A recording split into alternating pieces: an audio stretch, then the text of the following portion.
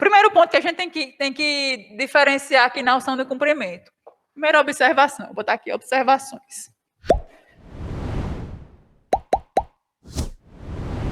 A primeira, ação de cumprimento é diferente de fase de cumprimento de sentença. Primeira observação, certo? A fase de cumprimento de sentença, chamada, antigamente fase de execução, ela serve para executar, certo? Ou fazer cumprir um título executivo judicial que passou por fase de conhecimento nos mesmos autos. A fase de cumprimento de sentença, pessoal, é aquela fase do processo em que você teve você teve uma reclamação trabalhista sentenciada, a sentença transitou em julgado. Depois que transita em julgado, você tem um título executivo judicial, o que é que você quer fazer com ele? Executar, torná-lo efetivo. Então, você vai iniciar a fase de cumprimento de sentença para obter o resultado prático daquele título, que no processo do trabalho, geralmente, é um resultado prático condenatório em pecúnia, certo? Já a ação de cumprimento, pessoal, é uma ação que tem, na sua origem, a própria fase de conhecimento. E eu vou explicar para vocês a própria fase de conhecimento. Não é, pessoal, o cumprimento de um título executivo judicial que se originou em fase anterior nos mesmos autos, não. É uma ação autônoma que começa por esse conhecimento aqui, o reconhecimento, primeiro, de um direito pelo juiz, para que, a partir desse reconhecimento, se constitua um título. Aqui já é a fase de execução de um título já constituído. Aqui eu quero constituir um título, certo?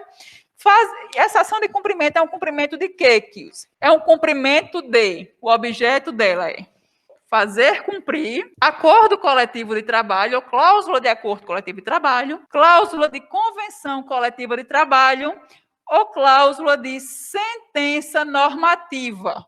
Sentença normativa.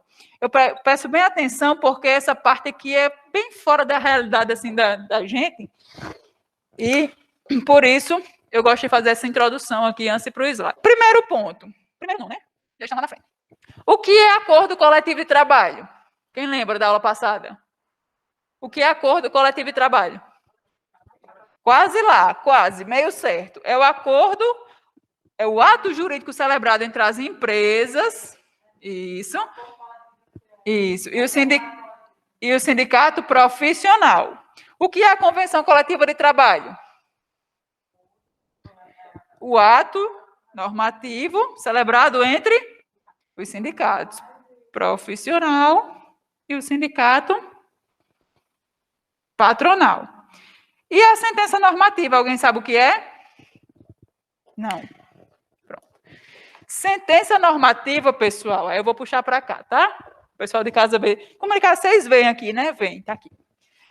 Sentença normativa, aí eu vou explicar isso para a gente entrar agora na ação de cumprimento. Olha que nome interessante, sentença normativa. Eu pergunto a vocês, qual é o papel principal do Poder Judiciário? Qual é a função típica do Poder Judiciário? O que é que ele faz? Ele julga, né? Ele julga, que seria o objeto de uma sentença. Quem é o poder responsável por criar normas na nossa Poder Legislativo, na nossa conjuntura republicana? É o Poder Legislativo. Quem é que implementa ações? É o Poder Executivo. E o Poder Judiciário, ele julga. Essas são as funções típicas de cada um dos poderes. Agora, pessoal, às vezes, esses poderes exercem funções atípicas. Por exemplo, é possível que o Poder Executivo julgue? Num procedimento administrativo disciplinar, de um servidor público, você tem o Poder Executivo exercendo uma função atípica, julgando um determinado procedimento. A mesma coisa no Poder Judiciário. A função típica do Poder Judiciário é julgar, mas acontece de o Poder Judiciário normatizar. Como assim, Kilze? Olha só, quando sindicato patronal e sindicato profissional se reúnem e chegam a um consenso em relação aos direitos e deveres que uma determinada categoria terá numa base territorial, ele celebra a CCT. Quando a empresa e o sindicato profissional também chegam nesse consenso, celebram a ACT. Mas se eles não chegarem num consenso, o que é que acontece?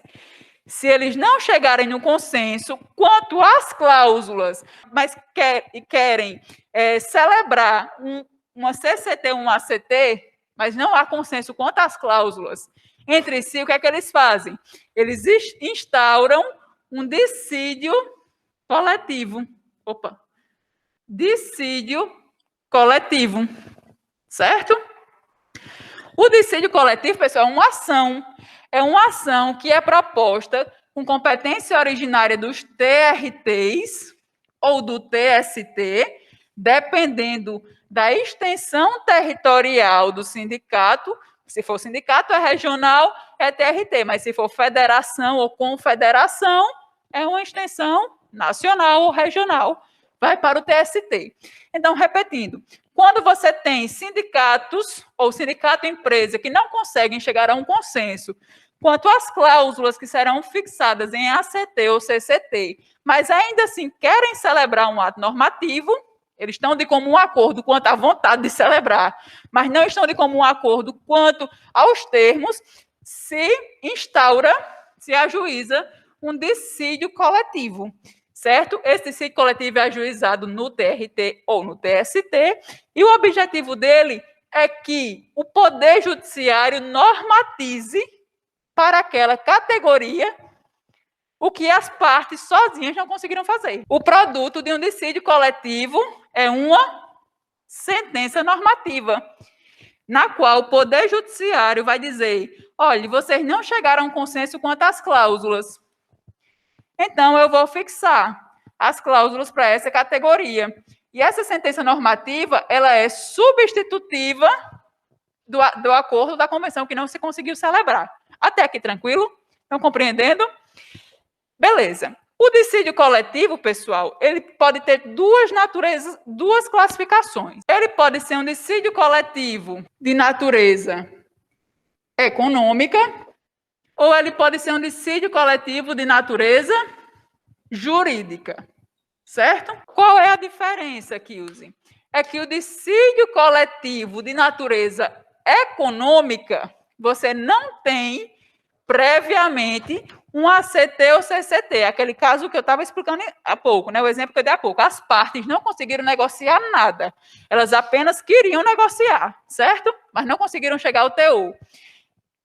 Aqui, nesse caso do dissídio coletivo de natureza econômica, você não tem previamente um ato normativo, e esse ato normativo vai se constituir em sentença normativa quando o Poder Judiciário, do zero, estabeleceu uma sentença normativa. Não tinha nenhuma cláusula anterior. Já o dissídio coletivo de natureza jurídica, você tem ou um acordo ou uma convenção coletiva, certo? Mas cujo teor é inespecífico. Por exemplo, nós temos o sindicato patronal das empresas de cana-de-açúcar e o sindicato dos trabalhadores em usina de cana-de-açúcar. Esses sindicatos vão lá e celebram a convenção coletiva de trabalho. Numa das cláusulas dessa convenção coletiva de trabalho, diz que os empregados dessa categoria terão direito a receber por mês uma cesta básica. Ponto. Aí eu sou dona de uma usina.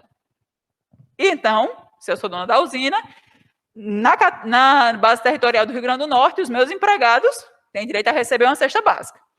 Mas eu sou esperta e pago uma cesta básica de R$50.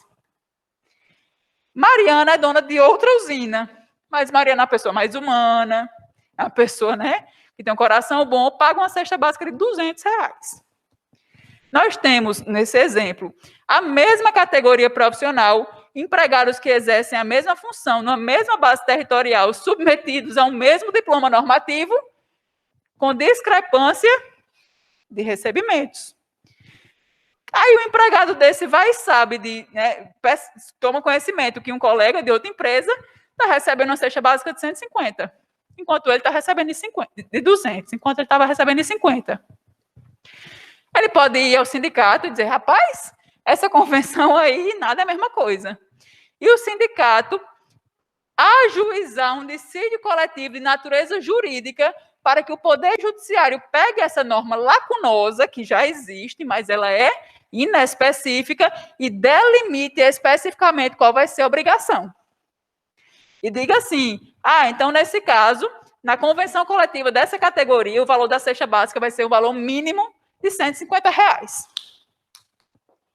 Percebe a diferença?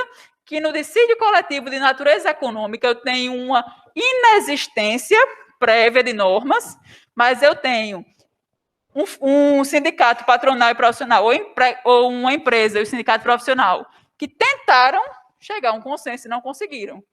Mas não conseguiram quanto ao teor, mas querem estabelecer normas para sua categoria. Ambos, de comum acordo, submetem um dissídio coletivo perante o TRT ou o TST, dependendo da abrangência territorial, para que o TRT ou o TST sentenciem, criando normas para aquela categoria. Esse dissídio coletivo é classificado como dissídio coletivo de natureza econômica ante a inexistência de norma prévia.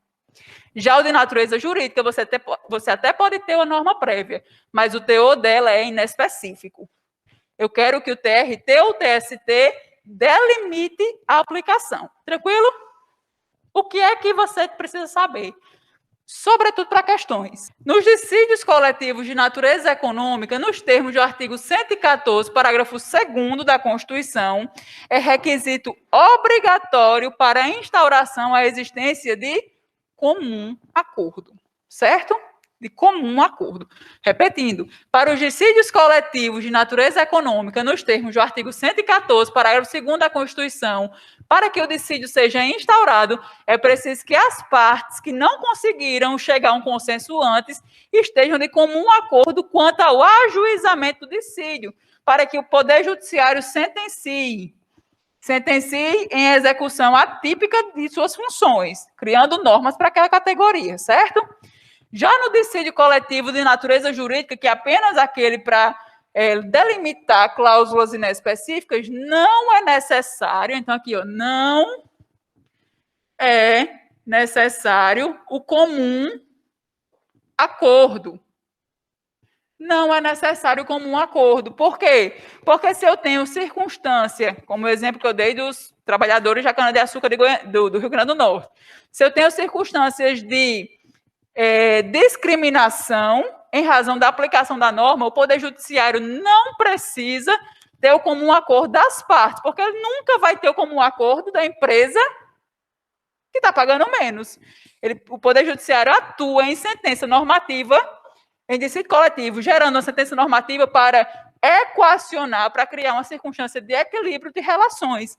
Por isso que aqui a lei não impõe o comum acordo como requisito necessário. Não necessariamente entrar os dois, mas haver a manifestação de comum acordo, ok? E aqui não. Aqui não é necessário que as partes convenientes ou acordantes, convenientes e convenção, acordantes e acordo, convenientes ou acordantes estejam em comum acordo, porque o Poder Judiciário vai equacionar uma relação. Tranquilo? Então, pessoal, primeira diferença, ação de cumprimento é uma ação de conhecimento, certo? Não é fase de cumprimento. Fase de cumprimento de sentença é a parte executiva. Para que serve a ação de cumprimento? Serve para fazer cumprir cláusula de acordo ou convenção coletiva de trabalho descumprida, seja pelo empregador, seja pelo sindicato, certo? E também para fazer cumprir cláusula de sentença normativa. O que é sentença normativa? É o produto do dissídio coletivo, quando o Poder Judiciário atua em função atípica, normatizando, ele não está julgando, ele está criando regras para uma categoria. O dissídio coletivo pode ser de natureza econômica, neste daqui, nos termos de 114, parágrafo 2º da Constituição, tem que ter o comum acordo, e inexiste, nesse primeiro aqui, de natureza econômica, ato normativo prévio. E nesse aqui, você tem um ato normativo prévio com uma circunstância de cláusula inespecífica, que não diz especificamente como deve ser aplicado. E o Poder Judiciário vai criar, então, a especificidade da aplicação. Tranquilo?